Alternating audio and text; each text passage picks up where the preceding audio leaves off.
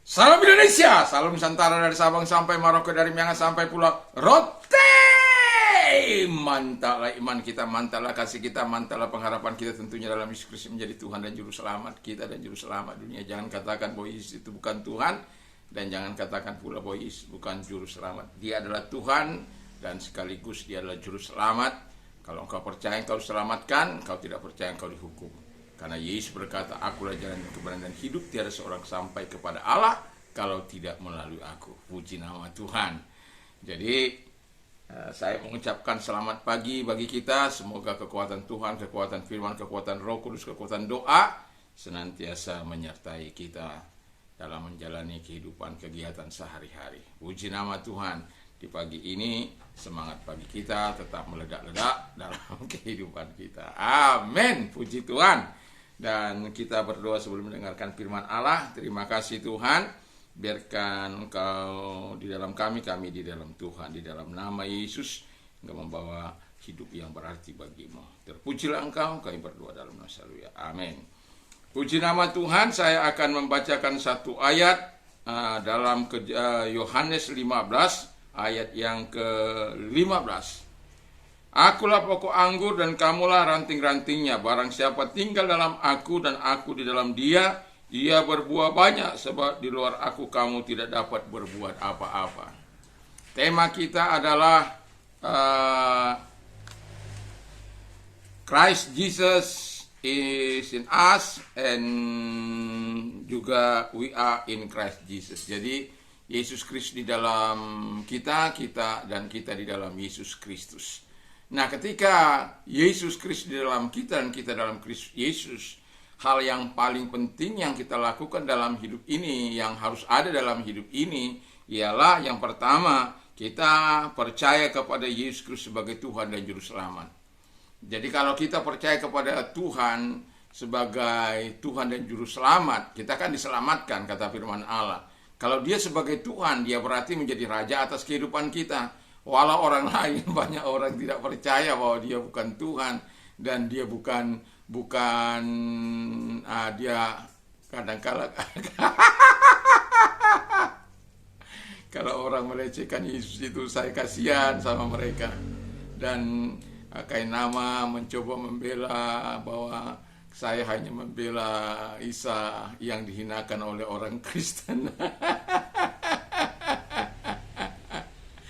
Kain nama. Saya mau katakan Yesus itu Tuhan. Dia mati bukan digantikan, tapi iman kami mengatakan kalau Dia tidak mati di kayu salib, tidak ada artinya iman kami itu.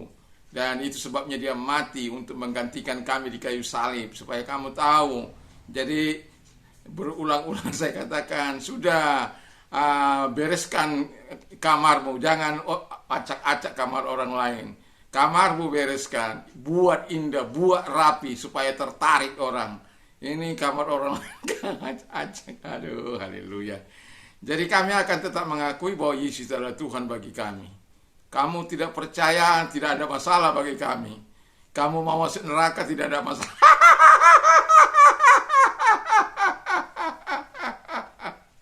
Karena apa? Kamu sudah sempat menerima anugerah Tuhan. Jadi seandainya engkau tahu bahwa Yesus itu adalah Tuhan dalam hidupmu, maka engkau akan menikmati indahnya hidup itu. Damai, sukacita, tidak gelap wajahnya, tidak penuh dengan kecurangan, tidak penuh dengan tipu muslihat. Orang-orang percaya itu dilarang untuk takia, dilarang untuk berdusta, dilarang untuk gairu muklisun, untuk tidak setia, dilarang untuk tidak gairu latif, ya. Maka diajar kita amin ya, lurus aja. Jadi dalam kehidupan kita sebagai orang percaya, kita harus tetap percaya bahwa Dia adalah, ketika kita mengatakan bahwa Yesus adalah kita dalam Yesus, maka kita harus percaya bahwa Dia adalah Tuhan yang memerintah atas hidup kita, yang menguasai hidup kita. Tidak peduli apa kata orang lain, karena Tuhan akan memberikan yang terbaik bagi kita. Yang kedua, kata firman Allah adalah ketika kita Yesus Kristus ada dalam kita dan kita dalam Kristus, kita harus hidup menyenangkan hati Allah. Yohanes 14 ayat 1, jangan gelisah hatimu, tapi percayalah kepada Allah, percaya jugalah kepada aku. Jadi kita itu kalau kita mau menyenangkan Allah, yang pertama kita harus percaya bahwa Dia sangat mengasihi kita. Karena begitu besar kasih Allah akan dunia ini sehingga Ia mengaruniakan anaknya yang tunggal, supaya setiap orang yang percaya kepadanya tidak binasa melainkan beroleh hidup yang kekal. Kita harus percaya. Karena dengan percaya itu kita bisa itu kita berarti menyenangkan hati Allah. Dengan kita taat, kita menyenangkan hati Allah. Dengan kita melakukan apa yang dikehendaki, kita akan menyenangkan hati Allah. Dan kita melakukan kehendaknya, itu menyenangkan hati Allah. Kita taat, itu menyenangkan hati Allah. Kita berdoa pagi, siang, sore, malam mungkin, itu menyenangkan Allah. Kita membaca firman Allah, memperkatakan firman Allah, selama itu motif yang baik, itu akan menyenangkan hati Allah. Jangan ada seperti orang di sana menghafal ayat-ayat firman Allah untuk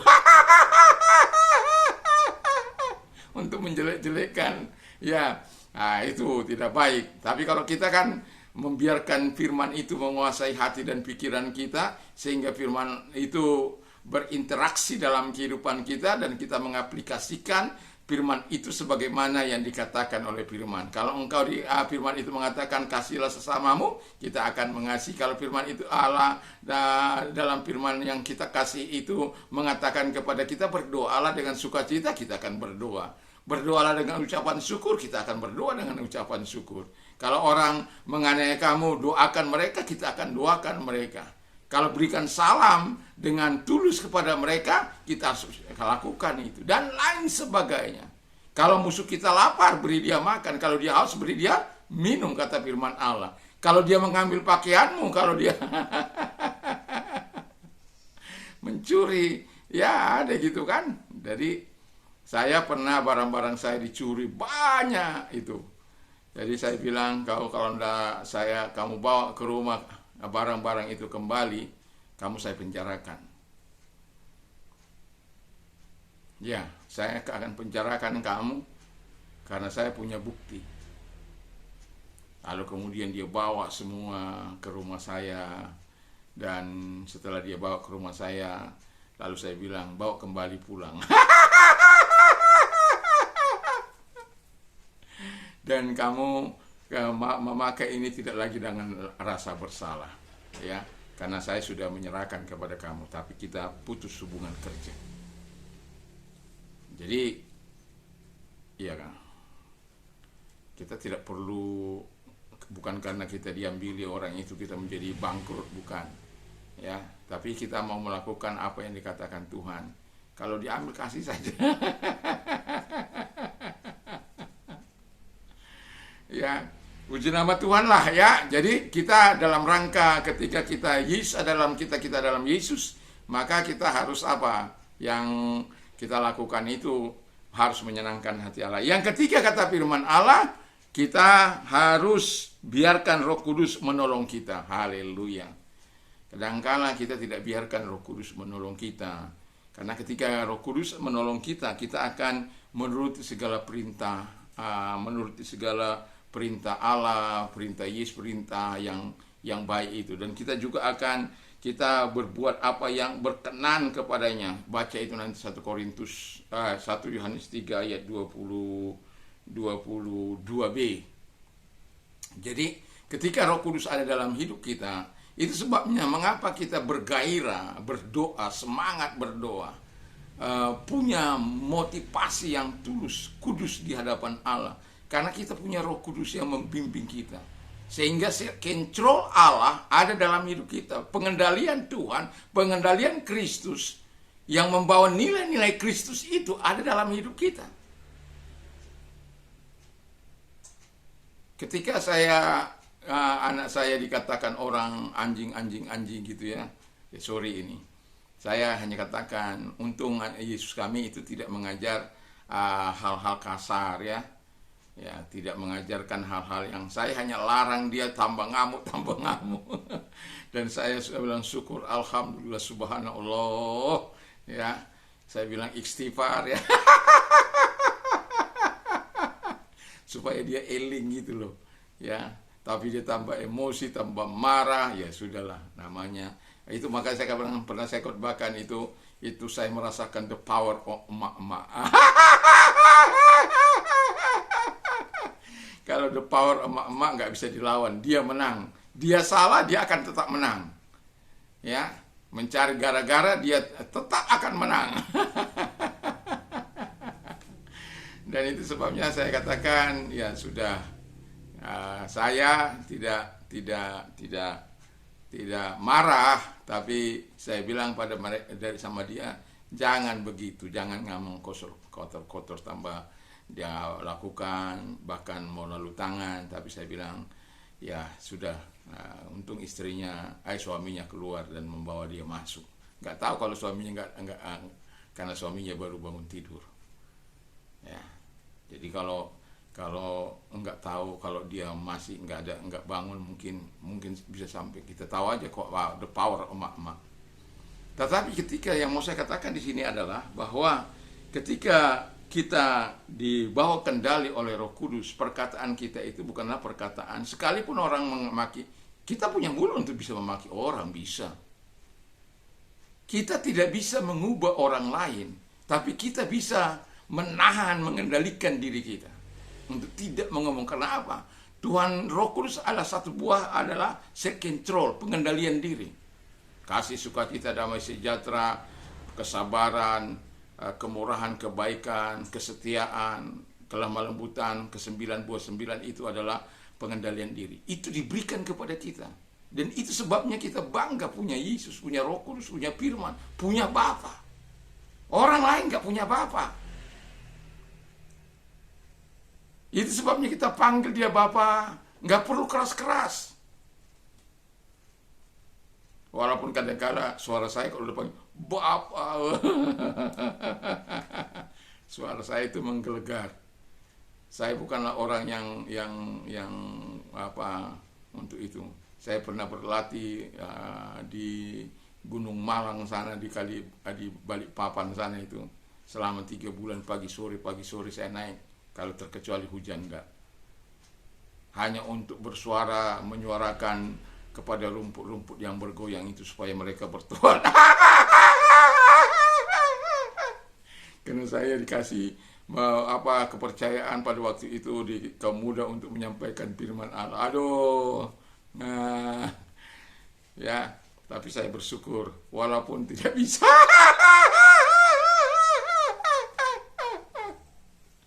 Ya, udah kita berbulan-bulan mempersiapkan juga nggak bisa khotbah yang di 5 menit udah keringat begitu luar biasa, ya. Tapi itu awal-awal, ya. Tapi kalau sekarang ala bisa karena biasa. Tapi yang saya mau katakan kepada kita adalah biarkan Roh Kudus itu ada dalam hidup kita, menolong kita untuk melakukan apa yang terbaik, supaya kita terus melakukan apa yang dikehendaki Tuhan. Yang mau saya katakan, ketika Roh Kudus itu, kuasa Allah akan aktif dalam kehidupan kita. Kuasa Allah akan betul-betul mengubah kehidupan kita, supaya kita bisa mengubah orang lain. Kita tidak bisa, yang saya katakan, kita tidak bisa intervensi orang lain, tapi kalau Roh Kudus datang kepada mereka, mereka akan berubah. Tetapi yang mau saya katakan, kitalah yang terlebih dahulu berubah, supaya orang lain melihat apa yang kita lakukan. Dan ketika mereka melihat apa yang kita lakukan, karena kita sesuai dengan firman Allah, kita sadar bahwa Yesus ada dalam kita, kita ada dalam Yesus. Tidak mungkin dong kita ada dalam Yesus tapi maki-maki orang. Nah, kebun binatang ada dalam mulut kita, dan sumpah serapah ada dalam mulut kita. Nggak mungkin dong, karena Yesus nggak pernah begitu.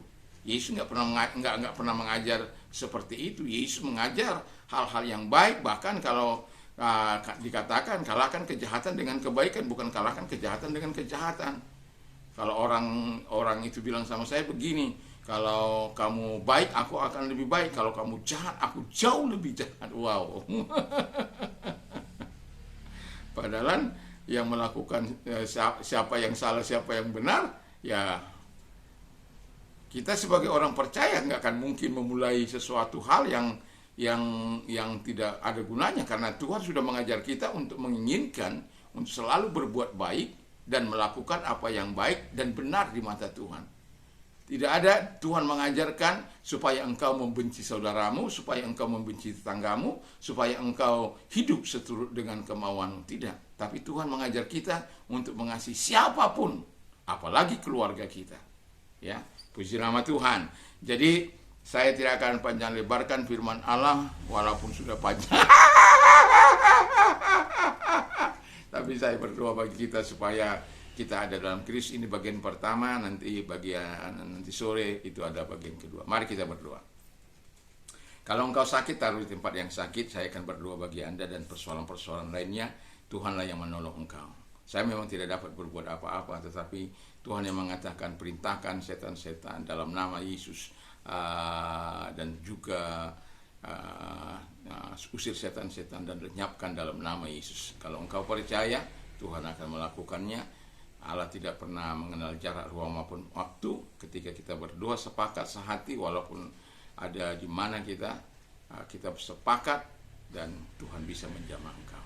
Mari kita berdoa. Terima kasih, kami bersyukur buat firman-Mu, dan biarkan firman-Mu betul-betul kami hidupi Bapa di surga. Dalam nama Tuhan Yesus, dan kami juga berdoa bagi mereka-mereka yang sakit. Mari Engkau ulurkan tangan-Mu kepada mereka, menjamah mereka, melenyapkan segala sakit penyakit mereka dalam nama Yesus. Segala sakit penyakit mereka Engkau angkat, karena Engkau yang sudah berkata, aku mengampuni mereka dan menyembuhkan mereka dari segala sakit penyakit mereka. Terima kasih Bapa di surga, terima kasih. Kami bersyukur, kami berterima kasih kepadamu. Di dalam nama Tuhan Yesus, mereka-mereka yang mengalami persoalan-persoalan apapun dalam hidup mereka, Tuhan menolong mereka, Tuhan memulihkan mereka, memberikan yang terbaik bagi mereka. Dalam nama Tuhan Yesus kami bersyukur dan berdoa. Haleluya. Amin. Mantap, mantap, mantap.